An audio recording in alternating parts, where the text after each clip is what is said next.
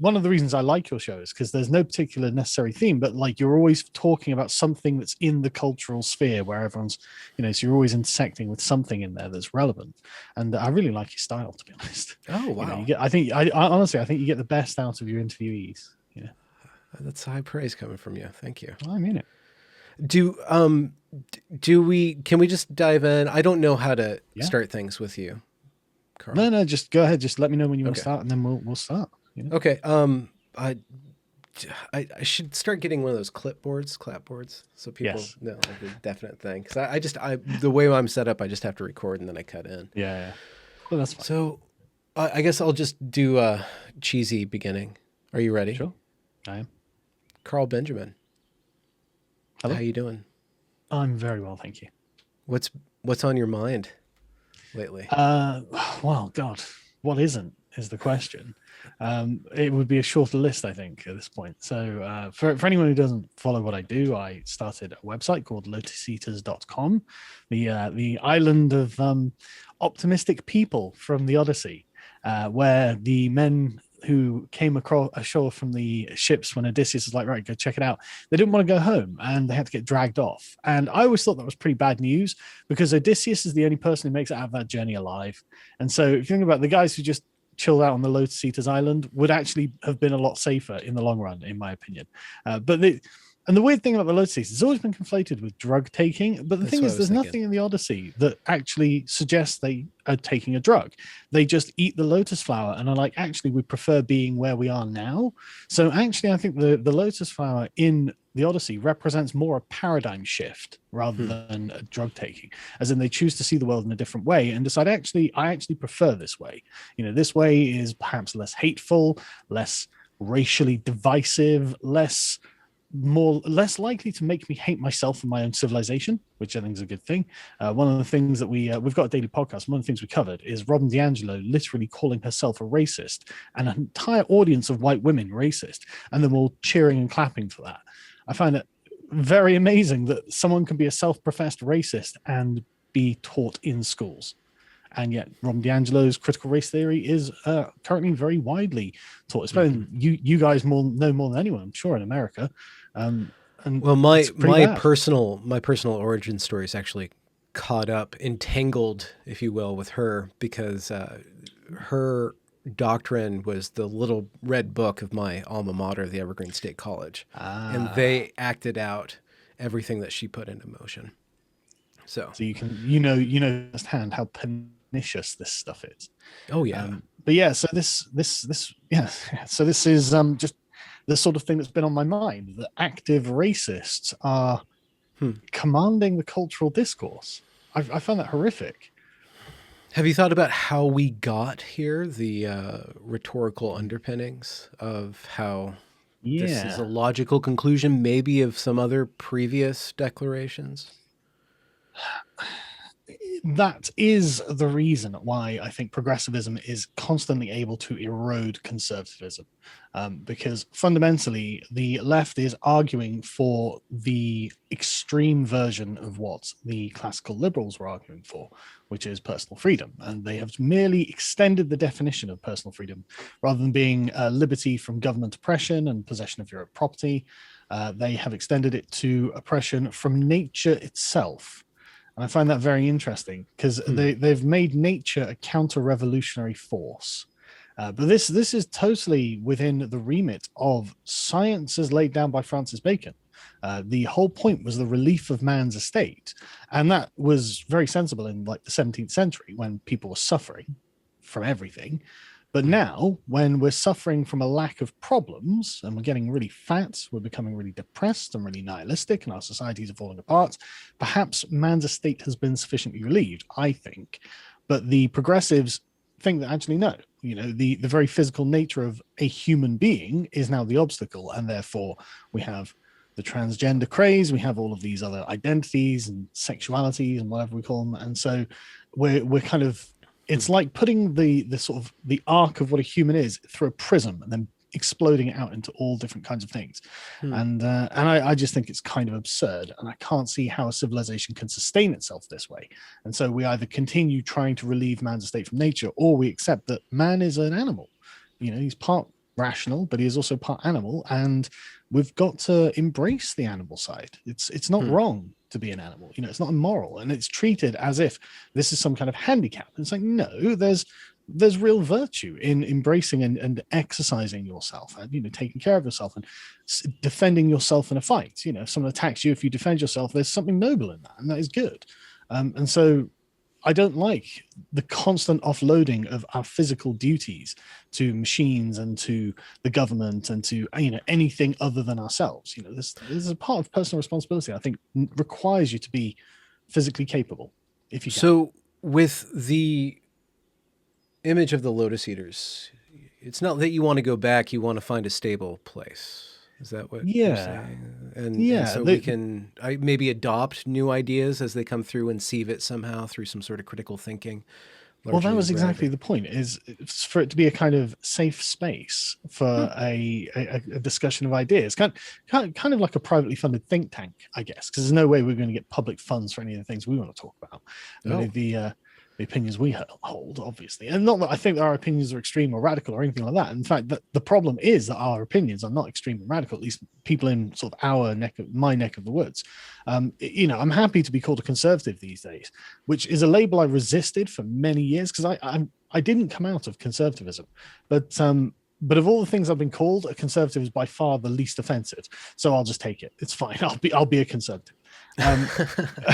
Yeah, like I've been called horrible names before, so yeah, no, I'll be a conservative. But yeah, the point is to be a kind of just safe place to discuss ideas. You know, so it's somewhere we can actually have an honest accounting of the things that we think. And I mean, one of the things that it's made me notice, in fact, because I get to spend a lot of my time now reading rather than, you know, perusing the news cycle and things like this, which is far less productive. One of the things I notice is a complete dearth of conservative theorists. Isn't that weird? That's a big, actually, that's a big project that I'm going to have to embark upon, like actually study. And there's a few people that I've found that I think could be really good thought leaders in that side. Glenn Lowry comes to mind, and David Mitchell, who I need to think, I'm not recalling his work or his name right now, but I interviewed him a while back, and he's he's a Tocquevillian scholar, and he's got some ideas about conservatism and how to deal with, you know, the woke manifestation of progressivism, that I think if we can frame that correctly, it would be more amenable to a culture that's very pro-liberal in our media, and the rhetoric goes towards progress, but it's imbalanced because we actually have a fear of conservatism, or we have like a reaction to any sort of tradition at all. Yeah, I wonder if that isn't the slightly wrong framing, though, because I mean, getting back to the point that I can name the number of conservative theorists who I think are prominent on one hand. You know, you've got Thomas Sowell, Roger Scruton. Can you think of any others? Ricky Gervais. Exactly, right. So but that's the thing, like truly conservative, not sort of, you know, on the edge or anything like that. Proper people you'd think of being genuine conservative. And I find that really interesting, because then if you come to try and ask them what is conservative metaphysics, as in, like, what does a conservative do in the absence of the left? Assume the left all evaporated tomorrow. What would the conservatives do? How would they be making the world a better place, right? How would they be striving for progress, if you could look at it that way? And I think that a lot of them would find themselves just totally stumped. They'd be like, I don't know. Because I think a lot of people online who are conservative or just not very left-leaning find themselves just in opposition to the left and with nothing else. And so I've been really trying to put a lot of thought into this, because I think that the notion of sanctity is something that Jonathan Haidt brings up, about how conservatives have this moral taste. And I like the way he frames moral taste, because it's correct, in my opinion. It's not scientific, it's not rational, it's not reasoned, it's how you feel. And that's okay. If, you know, we hear from the left, how you feel is important. Okay, well, fine. This is how I feel. You're defiling my culture. Stop it.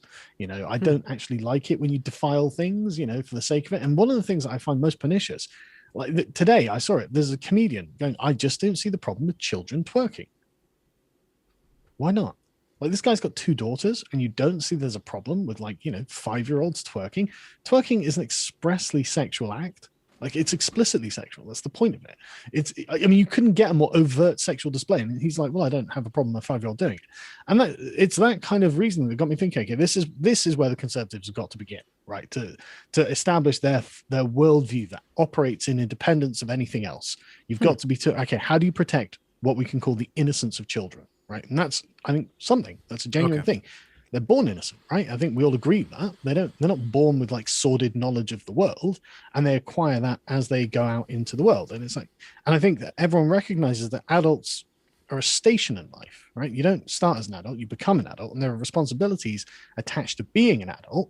And one of those is an obligation to children. And one of those obligations is, if you're the only adult in the playground, of course, you help the kid if he's trapped on the wheel or something, you help him off because you're the only adult around.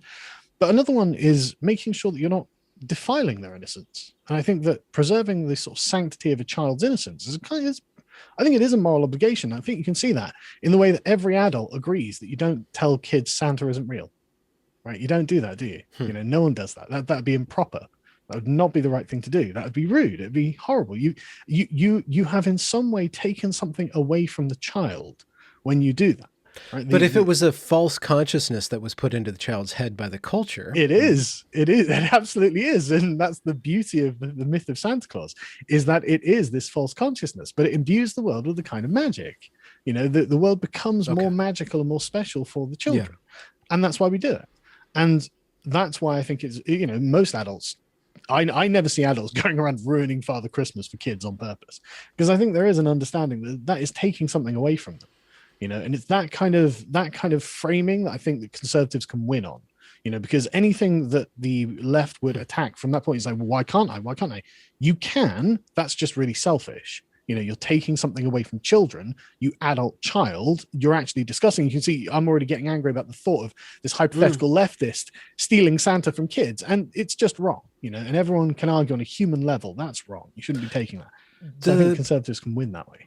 The temptation that you displayed of getting angry about, social force or progressivism or whatever it is that's maligning the innocence of children. That anger in and of itself needs to be regulated because it's so motivating. Yeah. It can absolutely pull people together and give them common cause. And then the absence of that, especially when they're all trained to be angry or outraged, and that is the motivating force, that in and of itself can't define the movement. It can be one spear of the movement, but how do you divest a movement from that anger, that protectivism, and then the reactionary or maybe even tribalistic kind of trappings that get attached to being on guard all the time? I think that there's no other option, actually. I think that in the sort of Darwinian battle of ideas, the left is always on patrol in every sphere of life, in anything that they do, even if it comes down to a comment section on Facebook where 3 people will see it. And I think that if the conservatives aren't always on patrol, which they haven't been, especially in the realm of, say, sanctity of children's innocence, then the left will continue to advance. And this innocence doesn't have to just be about sexual matters or about Santa Claus. It can also be about racism and racial matters, because I know that kids don't have a particular preference, or like they don't care about race until you make it something for them to look at. Because my son goes to a school, it's a multiracial school, and he never mentions the race of his friends. I know that they're not white English because one of them's called Nivan, which is an Indian name. So he's obviously Indian, but that doesn't matter. And it doesn't matter to him. And this is another aspect of innocence that the progressive left are robbing children. I saw today videos of literally 5 and 6-year-old children putting their fist up and saying on a Zoom call at their school that this was a brown-skinned girl who was saying that white men are holding her down by protecting their property, and she can't get ahead in life. And I just think that's such an evil thing to put into anyone's head. I mean, the last thing you want to do is that. By protecting their property, they're holding everyone else down. That was the logic she had been given. And I assume this is a grade schooler who said this? I don't know how or is this grade schooler. Is this the teacher? Okay. It was a child. It was a child that was reciting this. So she looked very young, maybe 6 or 7, say. But it's awful. It's awful. Yeah. And the thing is, I mean, like anyone, I'm a parent, so I know that if you want your kids to succeed in something, you've got to make them believe that they can succeed, because otherwise they're doomed to fail. Like if I'm trying to get my son to climb up a fence or something, you know, come on, you can do it, is a much more likely and better moralizer than saying you can't. Well, I would recommend you watch out for the barbed wire, but yeah, I would. Of course, you know, like that's just small details. But that's the point. I mean, it's almost tautologically true. You know, I don't have to rationalize why any of these statements, because they're obviously true from anyone who's had any experience of the world. Yes, you have to encourage children if you want them to succeed. Duh. You know, and so, but this is somewhere that I think the Republicans haven't been on patrol enough. And so good for people like Ron DeSantis for just banning critical race theory from Florida. Good. It needs to be done. Well, yeah, if you look at, I don't know how they phrased it in that instance, but the way that they're banning critical race theory is banning like actual modes of teaching that vilifying one group of people, separating based on race, etc. It's a return back to a previous iteration of notions of the individual and the sanctity of self-determination and agency. And I don't know to what degree I agree with how far the argument against critical race theory actually is, but it is good for optics, and I understand why people are attacking that. And I also watch the proponents of CRT demand people define it for them. You don't even know what you're talking about, but they never actually define it either, you know, or they ramble off some 70s law theory thing, blah, blah, blah, blah, blah. Okay, well, so I mean, part of that is deliberate obfuscation. Obviously, if your opponent can't nail you down, they can't hit you. So yeah, there's neither a Mott nor a Bailey. It's just wide open. Exactly. Seas. We're not even fighting a war. Now, let me explain to you why the black kids are oppressed. So, okay, so there's, I'm going to try to stabilize this. There's the notion of a conservatism that operates in the absence of the left, but there's also this left that is always on patrol. Do you have any ideas of why the mechanics of this left that's always on control? It sounds like this something that's digesting society. Does it want to turn it into something else, or like what do you see going on there? It expressly wants to. I mean, they call themselves radical for a reason, and they don't respect anything that isn't radical, because they see the entire order that we have as being conservative, when in fact it's not. It's Whiggish, to be honest, which was radical in its own time, but they've got the latest iteration of the French Revolution on their minds. They represent like the very farthest off with left their faction. Heads. It's on my mind. Hey, what do you think a deplatforming is? That's exactly what deplatforming is. There's no difference. The only difference is the scale of the power at their disposal. If they had access to a guillotine and your body, they would do it, and you know it.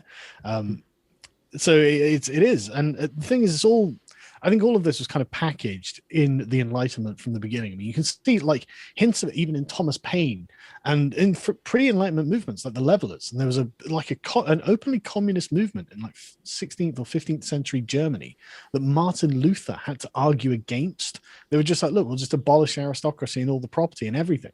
And it was like, and Martin Luther had to come out and look, the Catholic Church is terrible, but no, that's not going to happen. And like 100,000 peasants were murdered in this uprising. And then you've got like the Levelers movement in England. So it's not like communism hasn't been like on the table for the past 500 years or so. It has. And so it's something we've got to talk about. But the main problem with the left is that the thing they're critiquing will never go away, as in hierarchy. The idea that there are some people who have more than others and gain a higher station in life. And that's never going to go away, even in their own like little circles, like Antifa. I watched a CNN like expose on Antifa, and some of the Antifa girls, I think it was CNN, it was on Vice or something, but the Antifa girls were complaining that they were the ones making the Molotov cocktails, and the boys were the ones practicing with the Molotov cocktails. And it's like, so even Antifa can't abolish gender roles. Okay, it's good though. Do you think it comes down to this this notion of abolishing all private property, the private and the public property? It seems like property is something that is being eroded. I mean, from absolutely. I mean,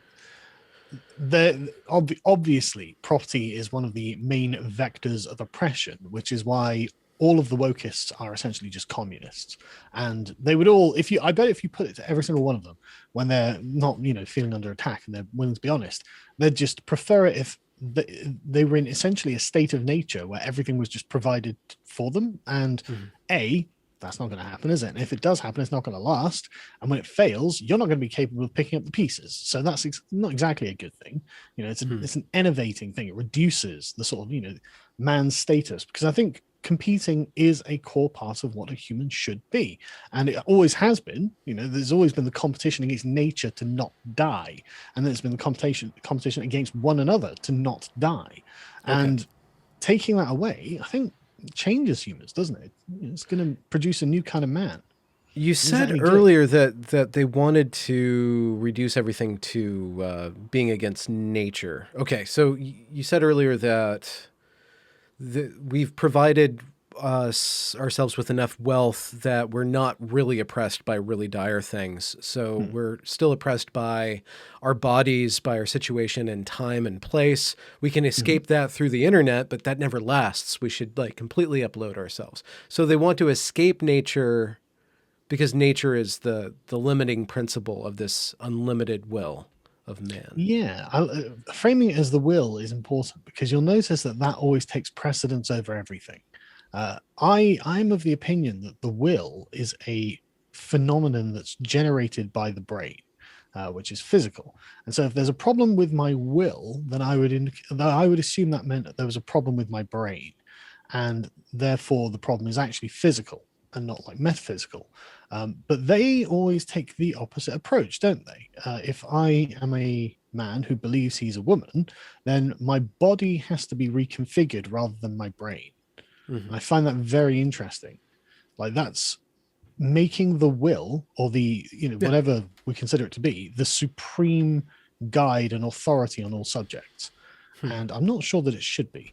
I'm not sure that it should be. Are you recommend that we surrender to the will of God, or is that too far? No. I'm an atheist, so for me it would be nature's imposition upon us through Darwinian evolution. But I'm not saying we should necessarily surrender to anything. But I think that framing it in a dichotomy where it's either the will conquers all sounds a bit 1935. Yeah, it's a bit weird. I don't like that too much anyway. But I mean, a strong will is obviously very important. It's obviously important to have a strong will. But I think that being realistic about our position in the universe as physical, squishy beings is also something that I think it's just the proper thing to do. I mean, it just seems childish, doesn't it? To be like, yeah, well, I want this, I want that. Okay, well, sometimes you've got to accept that there are borders and boundaries, but that's the problem, isn't it? That's the very thing that the left is trying to abolish, is borders and boundaries. Things that say it's for some people and not others, because boundaries are necessarily exclusive. And if you want inclusivity uber alles, then boundaries are the worst thing ever. Okay. Time for real life example. You, just from your life, biographical. So you ran your own show. Your will could do anything. You can manifest anything that you wanted. And I'm sure that there was a lot of exhilaration from that and a lot of exhaustion too, because of all the attention. And then all the attention was bearing down on you, the public eye, whatnot, and then your followers, and then all those different things. Pretty big platform, not to underestimate it, but the reverberations of your will were pretty strong in that. You've decided to go and bound your will with other people in kind of a corporation. You've incorporated your will to other people. How is that changed, or what has changed about your will from going from just doing whatever you want to working with other people? Is that a good example of the boundedness of the will? I don't normally think in terms of my own will being operant like that. So I find the framing strange. Okay. Not to be judgmental or anything. No. Just to let you know that that'll inform my answer. But I don't think your will is quite as free as it looks, ever, to be honest. I think that the social structures that you're in do impose limits on you, and there are also there are real world physical limits, as in I can't upload or say certain things, or else you get ban strikes or legal action in my country. So not being able to make a video saying anything I want isn't actually true. And there are limits to my technical capacity as well, and the time I'm prepared to put in. So it's actually not as unlimited as it sounds. Although this is just to be fair though, this is a remarkable degree of freedom you still have. So, probably more freedom than most people ever in history. Probably. It depends where, because the thing about pre-modern societies is you would have to be pretty insistent on a thing for quite some time for it to reach the ears of the king. You would have to be going around and saying something everywhere all the time. So it's different worlds. But anyway, how's it different? I suppose you've got more responsibility, because when it was just myself, then I knew that I'd be fine. Even if everything Silicon Valley was taken away, I'd still have Subscribe, Start, and BitChute. So I'd be able to make a living for myself and my family. I'm reasonably confident anyway. So that's fine. But this is a bigger project, obviously, and it involves a lot more people. And so you have to be more sensible and more responsible. But I think that's a good thing. I think it's a lesson and an instruction in growing up. Has that been easy? Well, it's been a lot of work to do because people don't realize how much work a lot of this has to go into it. And it's a lot of it's boring as well. A lot of it's bureaucratic. It's insufferable. The amount of there are significant barriers to entry to starting a small business these days, and these are regulatory. And frankly, I think most of them shouldn't exist. Here's something interesting, right? I didn't know I wasn't allowed to ask people how old they are. I'm not allowed to ask the age of a person. Not even what generation, Gen X, millennial. No, I didn't dare inquire. But are you legally, a boomer? I am Generation X, but I am a boomer. But legally, you're not allowed to ask. And it's that's mad because, a lot of the job that we're doing is about intellectual authority, right? We're reading the books, we're doing the work, we're creating an understanding between ourselves and the audience that, look, we're going to put the work in so you can trust us, and we're working as hard as we can, we're doing our best, so we're trustworthy. And honestly, age is an advantage to that. That's just, there's no getting around it. And so the fact that I can't even ask someone, well, how old are you? And it could be difficult to, between 25 to 35, who knows how old you are, but the knowledge that you accrue in that 10 years can be quite significant. So it's weird, and the really deck's stacked in weird ways. But it's a lot of work, and it's been good. That's the thing. It's been good, and I really enjoy my work. I really enjoy going into the office every day. The atmosphere is fantastic. I've managed to hire some really, really decent people. All well educated. Obviously, they're better educated than I am. They've got degrees or master's degrees, but they're really just easy people to get along with. So I don't have to be the boss. I can just be a worker. But I am delegate. Yeah. Well, yeah, of course. Delegating is always a nice thing to do. You said that your attention is shifting from current events to, I guess, to books and to reading. Has your attention, has it been difficult to switch your attention from the very rowdy surface level into a more deeper, patient level of consideration? No, actually, I'm quite fortunate that I've always been a devourer of books. I've always read. Mostly it was fiction when I was younger, but I've always been happy to read a book because I don't know, I just enjoy it. But to be honest with you, getting off Twitter and just getting away from social media is my life is so much more tranquil now. I think people's mental health is genuinely affected, specifically by Twitter, but also by other social media. And I don't think people realize how intense the Twitter experience is compared to essentially other social media circles while they're still on Twitter. But once you get kicked off, you're okay, fine. You realize, hang on, it's quiet. The birds are singing, nobody hates me over here. This is great. Whereas on Twitter, everyone hates everyone all the time. And it's horrible to watch because normally if we're talking about and you said something that I disagree with, I don't know if that's true. And that's fine because that's as far as it goes. You go, oh, maybe you've got a point. But when 20,000 or 50,000 or 100,000 people are also watching that conversation, every disagreement becomes like a boxing match. It's oh God, everything becomes intensified. No one can just disagree with each other. How on the level of making a little island on the internet, though. How Mm. have you folks managed to shape that to be not like Twitter? Like, what are some of the tools or the atmosphere, maybe, or the Yeah. attitudes that you project into it that avoid it from becoming Well, devolving? one of the attitudes we've always approached it with is that we're prepared to, engage with pretty much anything. There's you know our own position, but I guess we do a fair amount of gatekeeping, what you could say, because I don't know why I had this idea, but it occurred to me that if we allow comments on the site and the comments are publicly accessible, but the only people who can comment are the paid subscribers.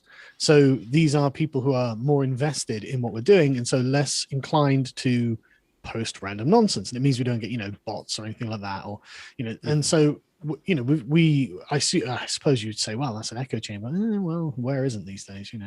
Go on Oh, yeah. Twitter and go read Donald Trump's Twitter feed. Oh, so Yeah. an allegation of that is just like, well, okay, well, it's no different to anywhere else. But it means that the quality of the comments and the discourse is actually generally higher, and we do have to do less patrolling of the comments because there are fewer reports and things like that. So it's quite nice.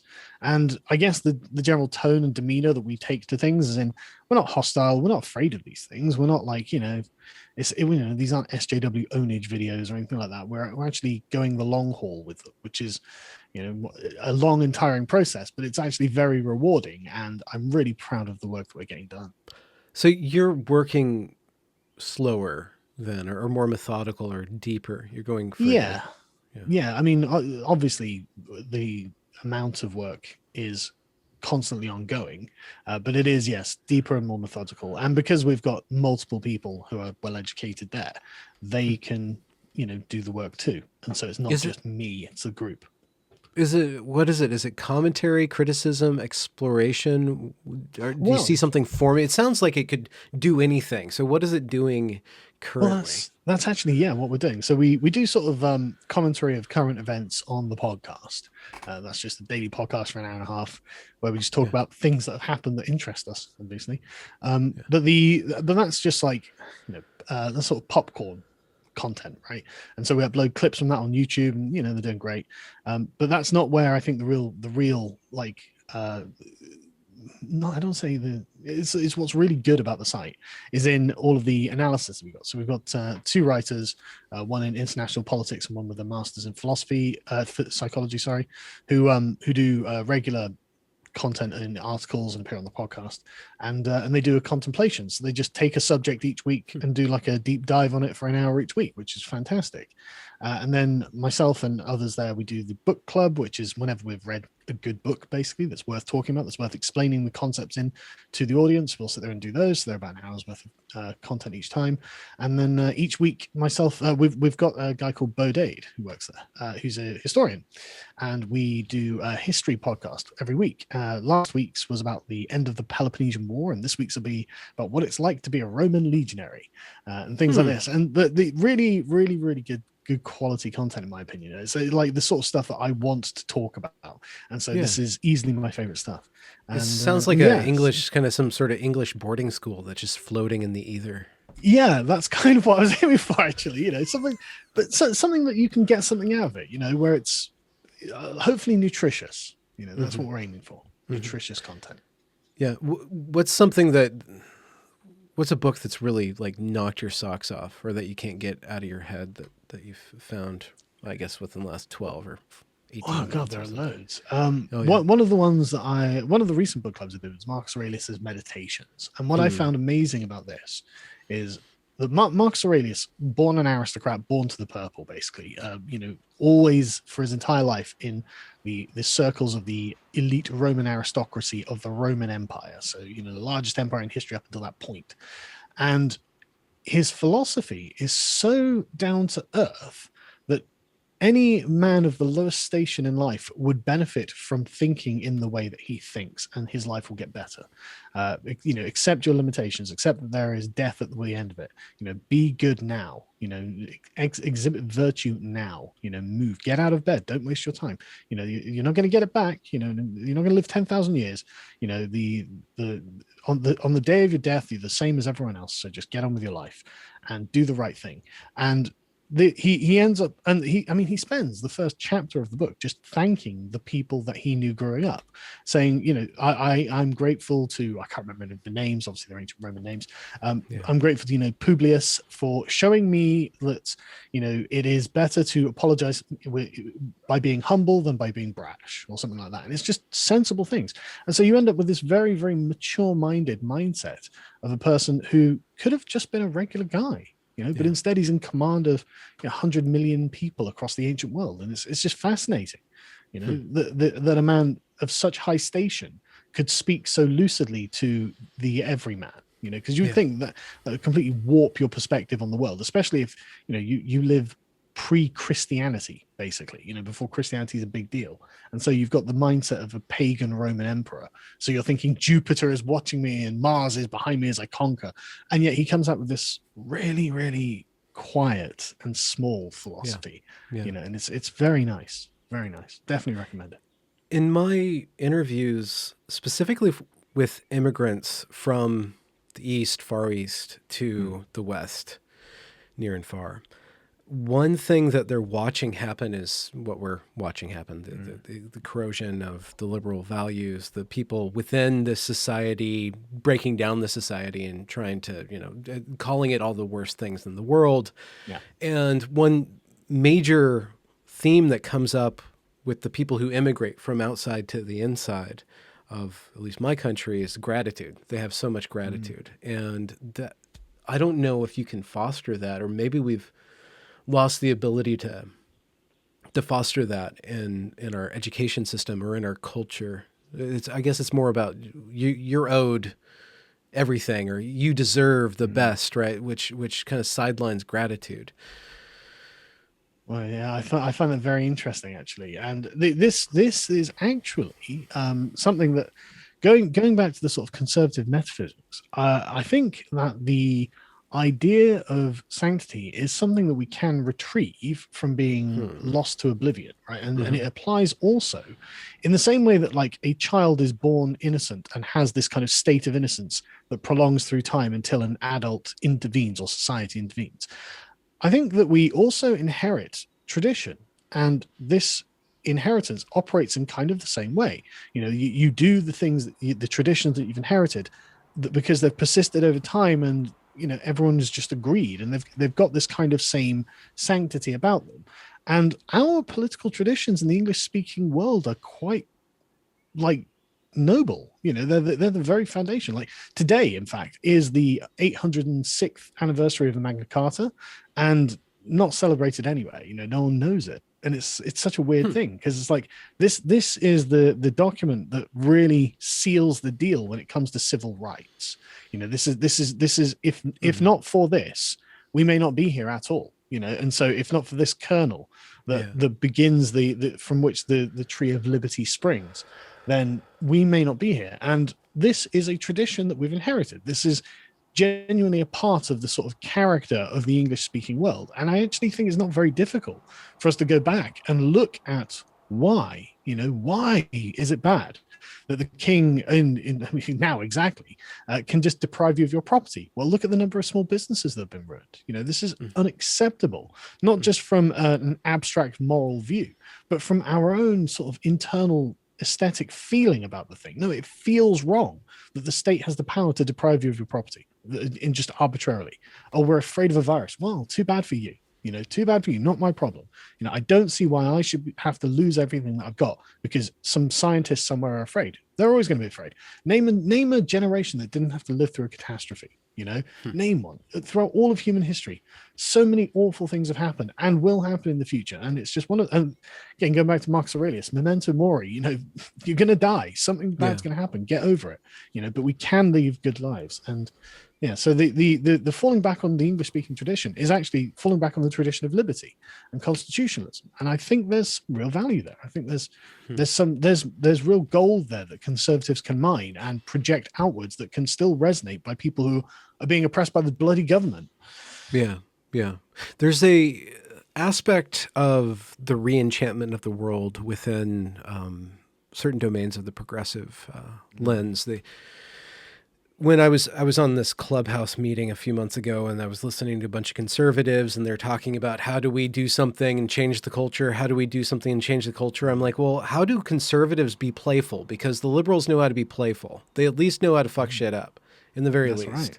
So with regards to conservatism, you need some sort of enchanting force. You need that. You need some sort of imaginative enchanting force. When I hear you say the sanctity of political tradition, that might have something that has an imaginary force to it. Do you think? Is that enough? Yeah. And I also hear your atheism, which wants to break everything down Darwinianly, but it might go too far because then you're de-enchanting the world if you're not careful with that way of looking at things. That is exactly, I think, the problem that the left have facilitated. In fact, they are everything about leftist activism is about disenchantment, and you notice this, like in the way that they insult. It's very interesting that there's, especially in Britain, there's a habit of like, oh, this person's a bad person, this person is a X, this person's a Y. It's like, okay, but you're not saying they're wrong.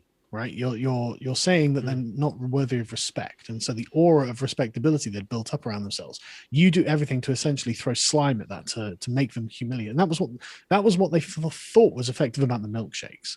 They thought, oh look, people are going to laugh and have a milkshake. But the thing is, I didn't feel that. I didn't think the regular public were like, oh look at that guy with a milkshake. Like I thought, well, okay, everyone who's supporting me is like, he's taking it in good humor, so that's good. And that's just showing that they look like children and like they'd want to do worse. Is so there I didn't think going to be a sacred milkshake of Sargon Day? No, because that would be ascribing importance to something that isn't very important. Oh, okay, okay. But the point is, they want to demystify everything, don't they? They're entirely materialistic. They don't really have a spiritual side. There's a tension there because we're in the midst of Pride eternity right now. Right, yeah. And that's very glittery and enchanting and be yourself, rainbow flavored everything, and all the diversity, and it's all celebrated. So there's some sort of enchantment there. There's some sort of gender unicorn, so I don't know to what degree that's there's something very enchanting. There's something very playful. And that's why we look to people who are more liberal leaning, because they have like openness of character to create our art. And we look to people more conservative to maintain our culture. So there's an interplay, and at some point the left side of that, or the creative side of that, got infected by this critical theory stuff. But I still think you need to have those creative types who will be playing with tradition. I agree, and I totally agree. I wonder whether it is actually a kind of enchantment with the left, though, because I can't help but notice that they try to they always appeal to science to destroy something, right? There's no such thing as a man or a woman because intersex people exist, therefore they're gone. So right, but that actually doesn't destroy man or woman. I can still point to men, I can still point to women, even though intersex people exist. It's obviously a sort of vague concept that has a scale, and I'm happy to accept that. It seems to be true, but they're not appealing to anything mythological when they destroy something, right? They never. And I would have to push back on that, because there is at least in America, there's a very specific mythology that we're living under that's being resurrected right now. If you look at the Evergreen State College and the way that the activists, the activists that were representing the oppressed minority, they all adopted a Southern tone in their y'all and folks, right. Even though they're all in the Pacific Northwest. So they're resurrecting this civil rights kind of slave, which is called back to slavery. So there is this mythology of overcoming, and then the 1619 Project is a mythology about history, So there is a mythological framework that I think might be adopting realism in a specific way in order to reinscribe these dynamics eternally as a part of our DNA. I suppose there probably is an aspect of this. I imagine you kind of have to assume it with their view on gender as well. Because to gender's most this people, entire field of mythology. It is. I suppose pharaohsexual and spirosexual, and what does Ferengi-sexual, like all that stuff. Yeah. Whereas most people, it's very grounded and naturalistic, isn't it? They don't. Well, you don't want to objectify people, but it is a little. Let's be real about it. Let's be honest. But you are right. I suppose they do have their own mythology in a way, and I suppose it is dislodging the previous mythology, isn't it? This is why the pushback on the 1619 project is so important. I think actually, America's founding myth is basically correct in my opinion. Could you define the myth from your point of view? Sure, it's about a revolt against arbitrary government. It, of course, stems exactly from Magna Carta principles. It's the personal liberty of the individual and the right to own their own property and not have that interfered with by the king and unreasonably taxed. And representation, government done by representation, is a very noble thing, and no one would want to give that up. Who wants to give that up? And that is the basis of essentially the essence of what the United States founding myth is, and I think that's essentially correct. I think that is right, and I think it's morally correct too. I think it's totally justifiable. Seeing the kids going, oh, white men just want to protect their property. Well, that protects everyone's property, doesn't it? Why singled out that group. Yeah, that's weird. That what you said, I'd like to see that and see what the underlying thing is. It was on the podcast today. I'll say children. Pardon me. Children do not understand any of that. Anything. No. Like what's a white man? What does that actually mean? And then what's property? What does that actually mean? Like, do you like your toy? No idea. Do you think that you having your own toy means that you're taking that toy away from everybody else? By definition, you're depriving people of your toy, but it's yours. Yes. What I find most funny about children as well is that you literally have to teach them that you don't own everything. It's like so the communists have regressed to pre-toddler positions here. Yeah, there's I don't know. This is so straw manny, but again, I'm sorry to bring this up. The Evergreen State College protest, there was this moment where previous to the protest, but the same people, they read this speech about how they're talking to the institution. Don't ever tell us that you have limited resources. That's bullshit. And they're coming from a standpoint of the world is everything. There's infinite amounts of everything, but there's no concept of the difficulty of making something that functions. There's no concept of you need private property in order to build a pizza store, and then you need to hire people to run your pizza store in order for you to make the best pizza. If you want to do something operative in the world, you need certain basic fundamental rights, and then those rights to be protected. And without the viewpoint or without experience of actually trying to operate something yourself, I think that is something that's missing and it's been robbed from a lot of young people because of the plenty that we have, because of that plenty. Yeah, I mean, I've been arguing the case against the luxury communist utopia for a while now, because I don't even think that the people who we produce in a system like that will be very nice people, and I don't think I'd like them. I don't think they'll like each other, and I don't think well, they won't like you, Carl. No, they certainly won't. But I don't think they'll like each other either, because especially if they're saturated with social media. So it's so easy to block someone and for them to be gone forever. And if all you live for is your own personal consumption and what I guess is your vanity online, then people are already turning into the sort of pod people already, where they live in like 1-bedroom apartments and all they do is upload on Instagram or whatever. And they get support on Patreon or whatever. And so like they become very isolated, and I'm glad I'm married. So I'm not in that kind of, because it would be easy to fall into it. It's all very convenient. It's all done by the internet. It's all paid for. It's all delivered. And you become totally dependent on this weird system that actually doesn't care about you at all. And nobody cares about you, and you're all on your own, and you can't stand talking to your peers because they're all insufferable and they'll all hurt you at some point. And so I don't think the future's looking bright, to be honest. One of my first criticisms when I saw equity, diversity, and inclusion be implemented at the place that at Evergreen was that it's an institution trying to look humane by being inclusive, but an institution can't be inclusive.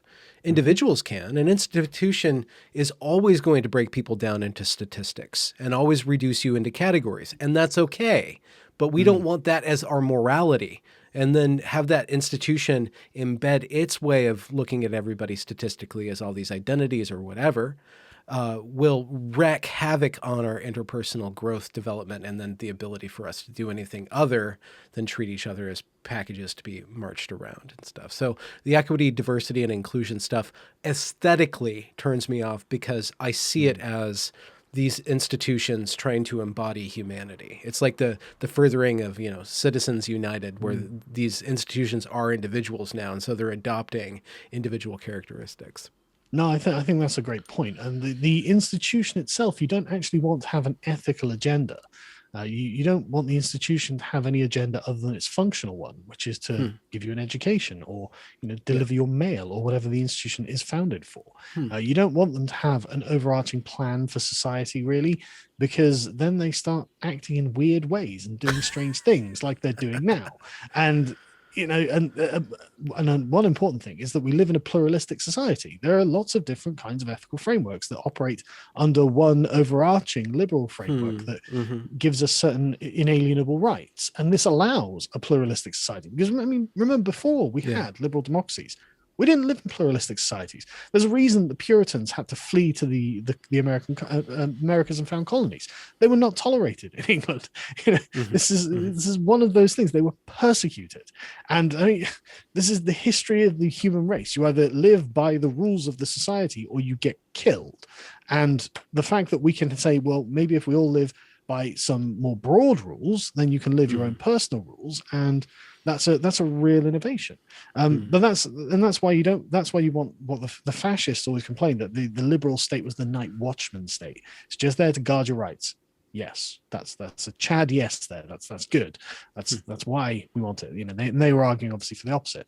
But I was going to say something more. Yeah, the boundaries thing. This is an important point. The boundaries thing you bring up, and I very few people seem to hit on this. The things are defined into existence by their boundaries. They only exist by what they don't include within themselves. And your house exists because you have four walls that create a space that is, got a roof on it and a door. And you have the key to that door, and now you're the gatekeeper of that space. And without those things, your house doesn't exist. If you want to make your house inclusive, you have to take away your door or take away the walls. So it's one of those things like, look, actually, I'm not really for inclusion in the way that the progressives are describing it, because what they're doing is creating a system that demands that nothing has any kind of boundaries. And that means that you're going to have lowest common denominator for everything. The only thing you'll have is something that appeals or can facilitate everyone. And that's a really, really thin sort of slice of things that exist. I actually very much like particularism, but the great thing about a pluralistic society... Particularism? I've never heard of that. Oh, well, it's just the opposite. Is that like being really picky about how your sandwich is made? You can, in a way, yeah. It's being picky about your institution. It's about being picky about it's about just being particular about a thing, an association. Okay. And these are all boundaries that we ourselves get to set. As the constant howling of leftists online going, well, why don't you want to sleep with a trans person? It's like, because I'm particular about the people I sleep with having vaginas. Just sorry, it's just it's my choice. I get to gatekeep that. You don't get to gatekeep that. And so this is okay in a pluralistic society. If everyone is forced from an ethical state into a channel, and so everything is in one way, and there are people who never have any options, and that's bad. But when you have a pluralistic state and you've got a big, milieu of different people doing different things, then there are enough options that everyone can find something. It's hard to believe that there are people who can't find any acceptance anywhere in any community. I don't really believe that. The world that young people are growing up in, which is, I guess elite people, broadly speaking, are growing up in that's hyper online. It's all built out of language. It's all built out of this excrescence of the individual, or the shadow individual called the identity. And while we do see the wanting, just in American context, we want to open the borders and then infinite Medicare for all kind of thing, but the destroying down of boundaries and making everything really inclusive. At the same time, that same movement, or the same kind of current of this amalgam of people, is doing more and more to enforce how everybody speaks. And just with the pronoun issue, I don't want to go too far into it, but that's a great example of how detached from reality in this world of pure language, we have to police the categories of language in order for this existence as something that's transhuman, ultimately, to actually exist and to be stable. There's no walls in a house. There's only language. And so if everybody obeys these language rules, then we have a stable society. We have something that's really as firm as we can make it in this incredibly fast changing world. So I understand, or I think that there's a lot of work to do to really kind of understand these currents as the human brain trying to adapt to the internet and human culture trying to adapt to the internet, which is something you and I, as rooted in Gen X, kind of came too late, but the people after us they're steeped in it from 2, 3, even their tween years stuff. But yeah, I heard you rooted in Gen X. We came too late to the internet. Yeah, we did. Well, in some ways, I mean, I remember dial-up modems. The magic sound that meant you could play Doom with your friend over the phone line for like X 10p a minute or something. I find the internet a very interesting phenomenon, and I'm not actually surprised that left-wing morality is thriving here, because left-wing morality is theoretical, and the internet is, as you say, a space of words, and so it becomes a sort of purely theoretical space, and it's very difficult for an action-oriented view of the world to make an impact on the internet, because it can't do its thing. It can't prove its virtue on the internet. It has to prove its virtue in the real world. So you have to go out and actually do something, and that's not you typing on the internet, where is the competitive space. And so it doesn't surprise me that the purely theoretical, so the way that the left is currently operating is through deductive logic. If X is Y, then this, and so they can sit there in their little echo chambers and constantly like roil around here's a new thing, right? How does it fit? And then they're constantly trying to organize. And this is actually possible in the sort of great crowdsourced left-wing ecosphere. And I mean, I've seen them finally coming to some real conclusions as well. One of my favorite ones recently is that transitioning is actually transphobic. Wait, have they gone that far? Yes. I've recently seen it. People, the physical, the medicalizing your body is now transphobic, and they're right. How is it in that? I mean, I've heard of true trans, which are very, very rooted in the body, transsexuals who are dealing with a medical condition that's persistent and insistent. No, it's not. They're hated by the transgender community because they have more cred or something like that. It's not even that. It's about the logic by which they arrive at the decision. It's actually informed by biological essentialism. If you believe that gender rests on our physical sex, which I think most people do, and to be honest with you, I think most people don't draw a distinction between sex and gender. They just see gender as being an extension of sex into the social sphere, and I think there's good reason for that.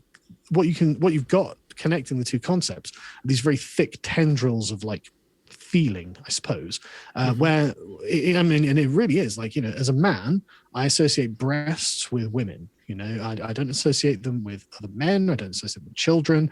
I associate them with women, and women have a particular status in my mind as like potential sexual partners and things like this. And so like the whole thing gets kind of molded together in your view of this thing. And that means that if you are going to transition, if you're a man, if you're, say, a young man, and you feel like you're a woman, and maybe you do, I'm not, not casting any aspersions or anything like that. I'm just examining the structure of what we're dealing with here.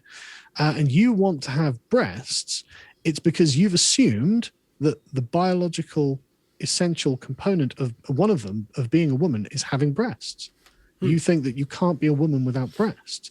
And therefore, you having surgery to gain the breasts is actually to say that some women don't have penises. And that is an assumption that there's a biological component to being a thing.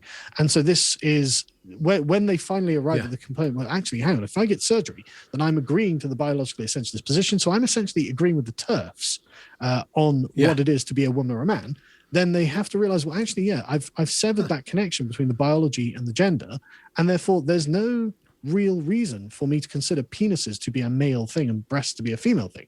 What informs that? Nothing informs that now. And so now you get to the UN women's position that women are like formless, indeterminate blobs that exist through space and time. It's like, sure, but that doesn't include breasts. There's nothing, that can be anything now. And if it can be anything, then it's essentially nothing.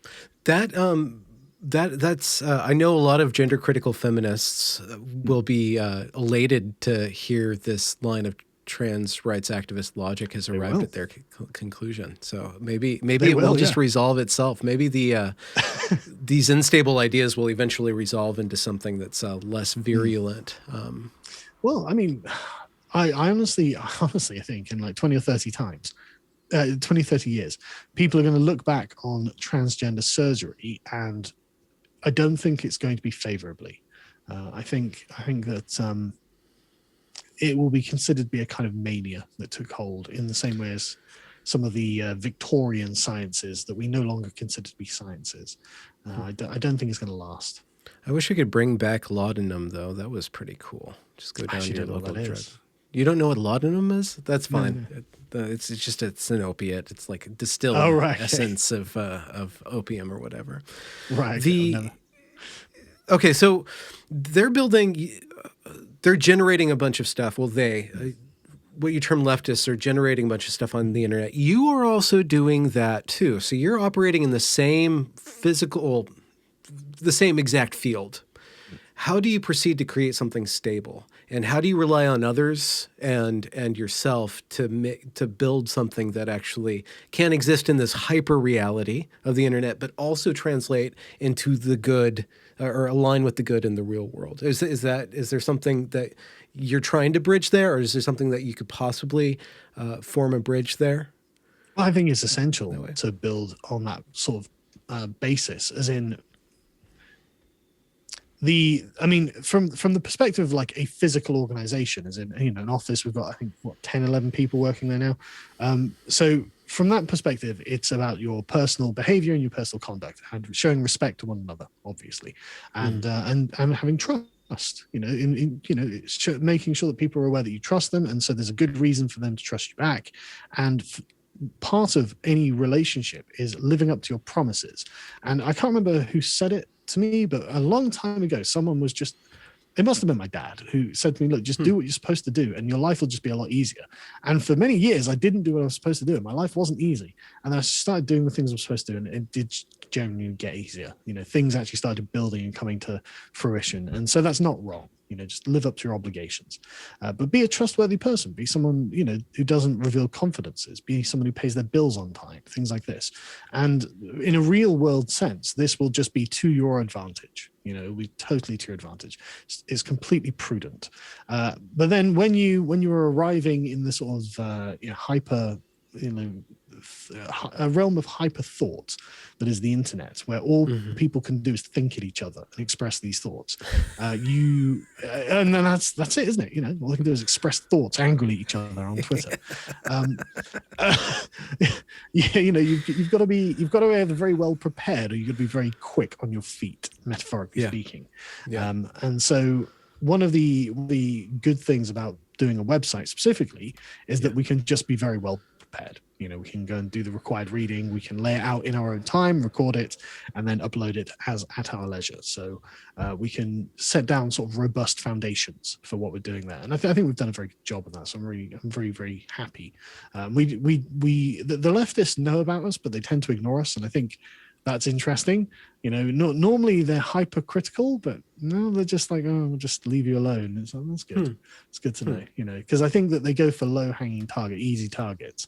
And when you have a bunch of people who are very well educated all working together and in helping you, it becomes a lot more difficult to attack that, which is incidentally one of their great strengths, actually, from being in academia. They've got lots of well-trained foot soldiers.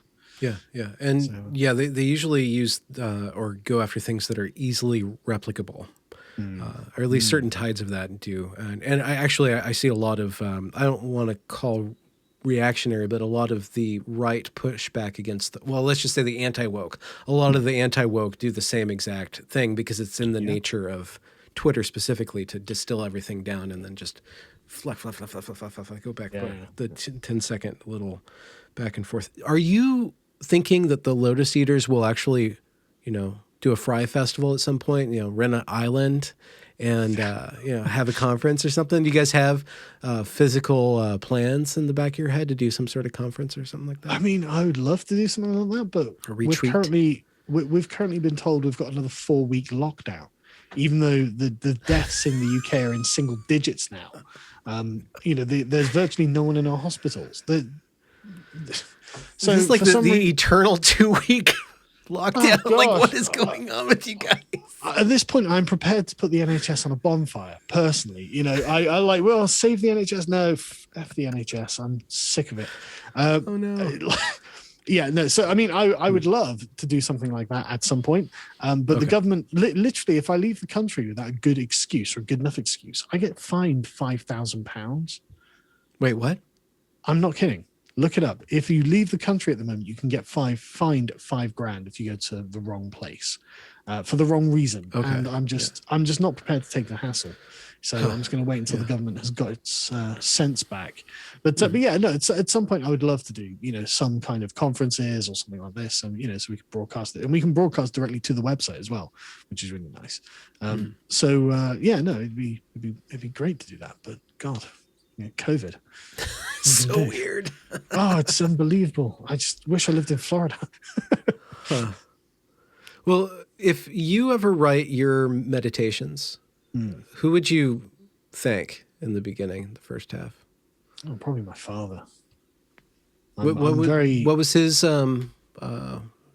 material doing thing, his industry? He was a sergeant in the RAF, in the Royal Air Force. Okay. He wasn't a fighter pilot, really. He was a clerk, just doing paperwork. But he served in Basra during the Second Gulf War, and he did a stint in the Falkland Islands, although not during the war. Just spent 6 months over there as part of a rotation duty or something. And so, it was a very interesting way of growing up. And he came from, I guess, what you'd call a conservative council estate background. So for the first 5-6 years of his life, he grew up in a caravan. He's mixed race, and that was back in the sort of 1960s and 70s. So he got a fair amount of racist abuse from some people, and he was always, it's always been very sort of English conservative sort of upbringing that he had. And so you take responsibility for your own faults, you work hard, you save your money, you're very diligent, and the Protestant work ethic, this is how you get ahead.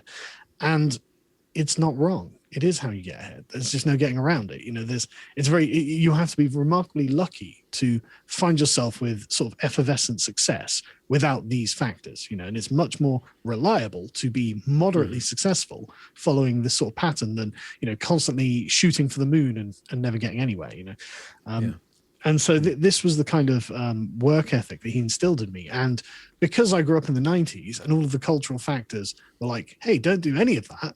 I didn't do any of that. And luckily I was smart enough to be able to just get by on anything, so no matter what I turned my hand to, I did all right at it. And it was only in my mid-30s, and I was like, hang on, what the hell's going on with the world? Isn't everything falling apart? What have I achieved? I was annoyed at myself. I hadn't built anything. I hadn't done anything. The world was falling apart. Everyone's a bigot now. There are actual racists and sexists everywhere going, men are bad, white people are bad. Everyone thinks it. And they say, oh my God. So I guess another reason that I wanted to build a website of my own and, staff it, and we've got subscribers. So it's something that can exist beyond me is to at least say that I built something, there it is. Yeah. Yeah, that weird. So I'd definitely be thanking my father. If it wasn't for him, I wouldn't be where I am now. there we go.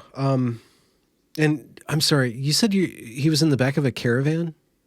Yeah, well, he grew up in a caravan for the first few years of his life because they were poor in the south of England.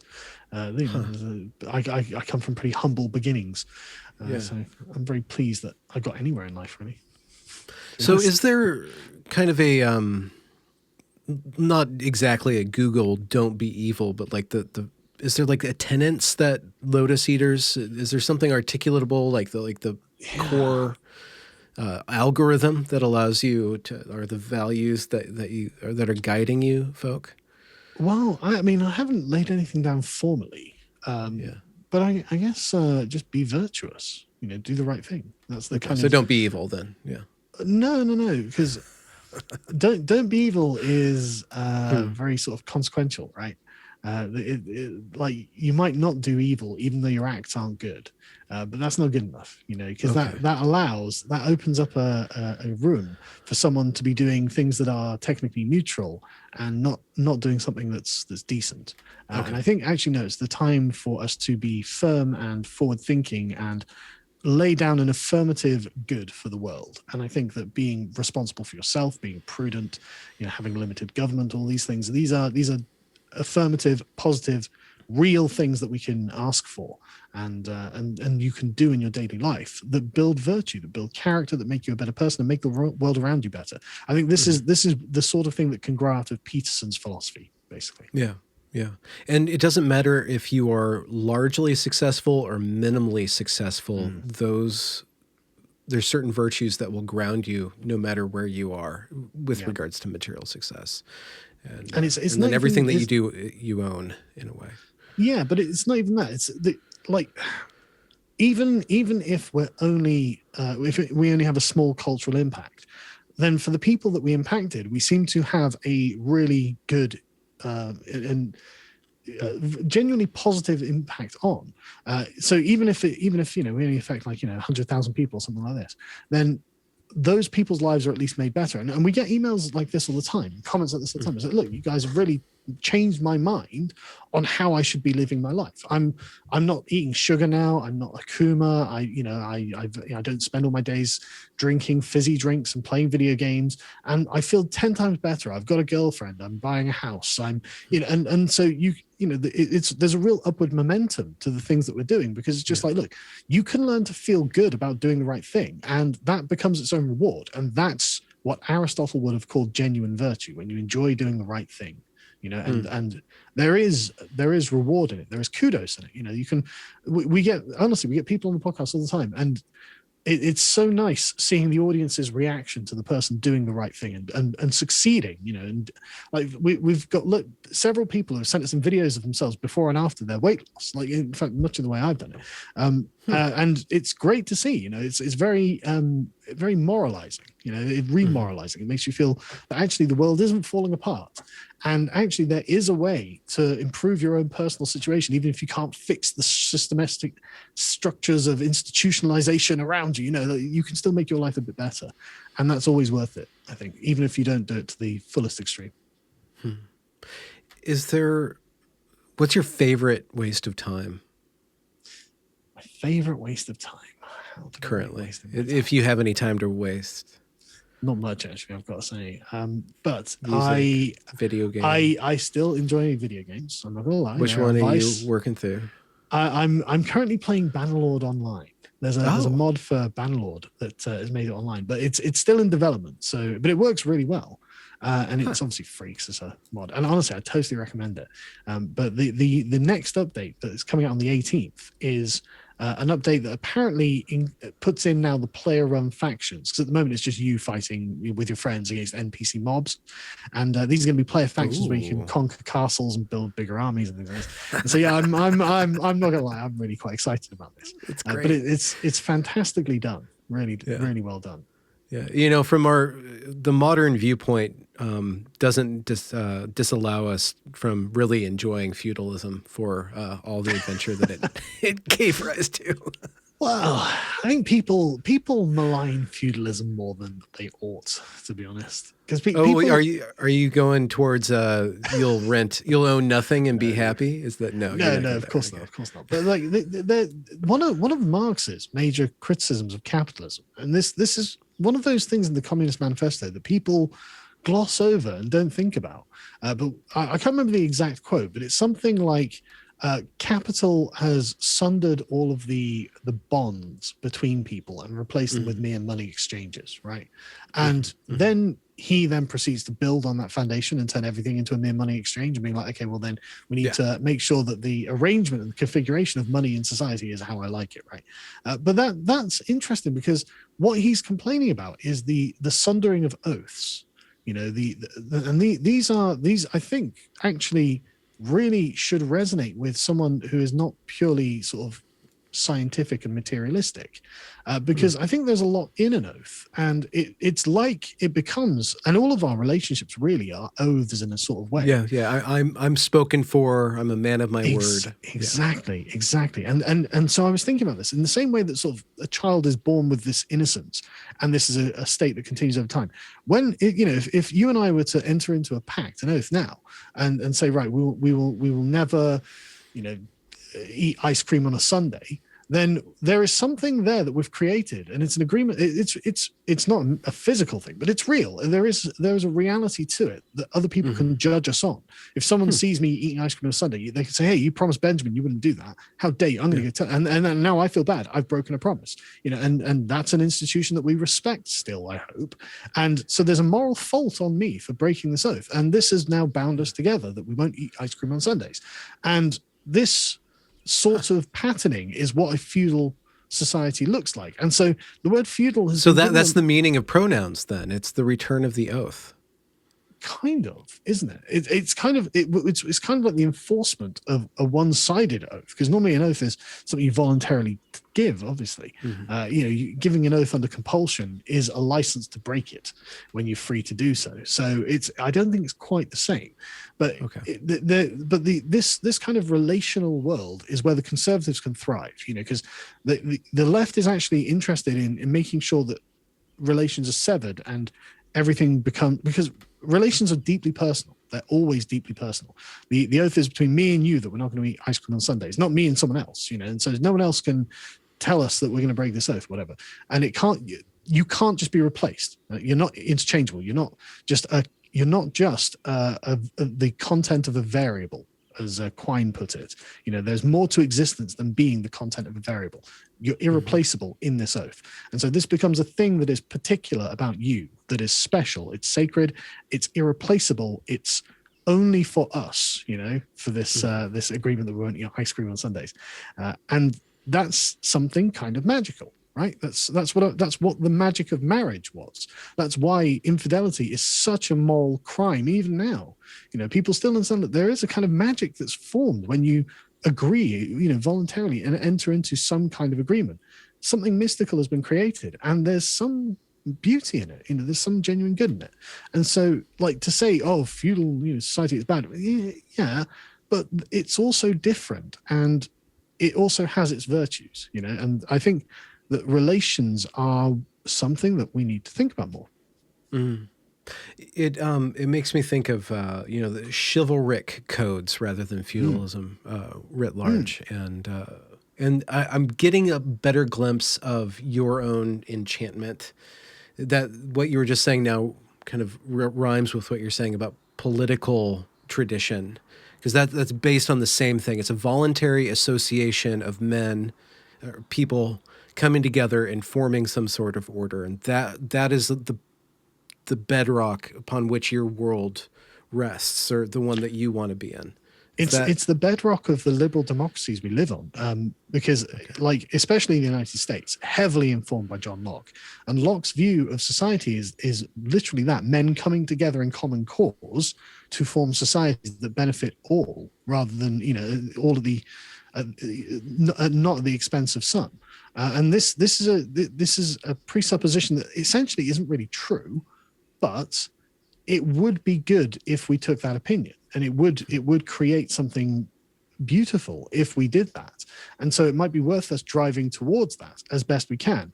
But again, this thing has limits, and then you can start expanding the framing. And so essentially, I don't think that the framing I've laid out there is tenable in the long run. This is why I'm thinking more in the sort of relational way, because there might be something to the texture of the relationships rather than the abstract category of the right that is important, because the relationship creates the duty, and the fact that we have duties is a good thing. It's bad not to have any duties, and so this like the focus on the rights has become extraordinary. You know, it's all people talk about now. My rights, my rights, my rights. Okay.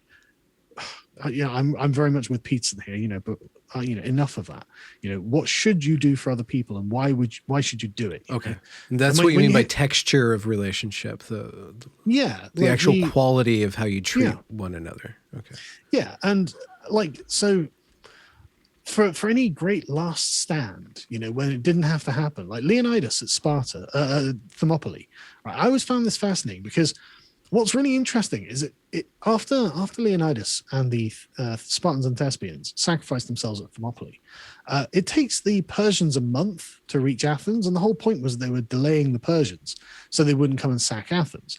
But they did sack Athens, and the delay meant nothing in real terms. So why do it? You know, why is it memorized? And it's because, you know, they said they would. You know, they gave a vow, we will do what we can, and, you know, we'll hold them off. You do something else. They didn't know that the Persians wouldn't actually reach Athens for another month, and so they had plenty of time or anything like that. They assumed that the Persians were just going to ride straight onto Athens and it'd be it. So they did something at the cost of their own lives that's so worthwhile we remember it to this day, and yet it didn't actually do anything. You know? but you don't want to take that away, because the heroism of the event and the act is its own magical sort of texture and substance. You know, it enriches the world and makes the world a better place that they did this. Yeah, and even the valor itself even absorbs the absurdity of the valor and even polishes the absurdity of the act in a way. It makes it worth remembering, you know, and when things are going badly for the Spartans and Leonidas is killed and then they have to fight over his body with the Persians, you can imagine the investment these guys had. Like, I've never had investment like anything like that in my entire life. You know, I've never had to, you know, fight for the body of my dead king, because otherwise it's a humiliation if the Persians get to take him off while I'm still alive. I don't even know what that means, but already you can feel the sort of tingling of that. Hang on, there is something there, you know. There's something respectable there and worth remembering, and which is why we did. But it's all about relations. It's all based on the relations. Yeah.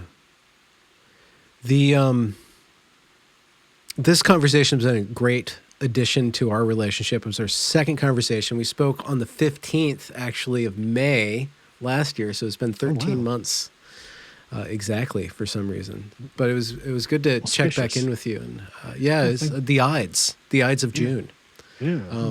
So thank you for coming on. It sounds like you are really advancing and going in a really good direction. Could you just remind people what to check out and how to get in contact with this project, Lotus Eaters? Yeah. Well, first of all, thanks so much for having me back. Like I said before, I really enjoy a lot of your interviews because of your particular style. I think you've got a very unique style that really works well, and maybe it's just because I like to waffle on. But if people want to hear more of our waffling, not just mine, they can go to lotuseaters.com. We've got loads of great stuff there, and I'm very, very proud of it. Very proud of it. And lots of activities, book clubs, videos, audio podcasts, write-ups. There's tons of content there. There is, because we've got a nice big team. And the thing is, we've been really successful. We've got like over 7,500 subscribers now, which means that everything's well funded, and we're constantly recruiting now. And so we've got 2 new people starting the end of this month. And, we're doing interviews, by the way. So if anyone is a content creator and you live in England and you can work in Swindon, feel free to email us and contact us, because we're looking to hire interesting and charismatic people to talk about things in a very interesting way. And just make sure to omit your age, so there's no legal battles. No. You can volunteer your age if you want, but I'm not allowed to ask. just not. I mean, you can volunteer. I just can't demand.